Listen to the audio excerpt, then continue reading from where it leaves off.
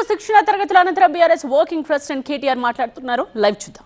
చెప్పారు, చేవెళ్లలో చెప్పారు, కేసీఆర్ గారు దళిత బంధు ఇస్తుంటే 10 లక్షల రూపాయలు మేము 12 లక్షలు ఇస్తామన్నారు. 12 పైసలు ఇవ్వాలటి వరకు ఒక్క మనిషికి ఇచ్చిన పాపాన పోలేదు. అందుకే తెలంగాణలోని దళిత గిరిజన బిడ్డల తరపున ఈ ప్రభుత్వాన్ని ఈ బడ్జెట్లో నిలదీయబోతా ఉన్నాం. తెలంగాణలోని బీసీలకు చెప్పారు, 1,00,000 కోట్ల బడ్జెట్ అన్నారు, సంవత్సరానికి 20,000 కోట్ల బడ్జెట్ అన్నారు, మొత్తం 5 ఏళ్లలో 1,00,000 కోట్లు అన్నారు. మరి 42% రిజర్వేషన్లు ప్రభుత్వ కాంట్రాక్టులలో, అదేవిధంగా స్థానిక సంస్థల ఎన్నికల్లో, అట్లాగే విద్యలో ఉపాధిలో ఇస్తామన్నారు. ఏ ఒక్కటి ఇవ్వకపోగా ఉన్న రిజర్వేషన్ల శాతాన్ని కూడా ఈ ప్రభుత్వం తగ్గించింది. అందుకే అన్ని సమస్యలు కూడా ఇవాళ కూలంకషంగా మాట్లాడుకున్నాం. డీటెయిల్డ్గా అన్ని విషయాలు కూడా మరి ఏ రకంగా మా వ్యూహం ఉండాలని కూడా ఆలోచించుకున్నాం.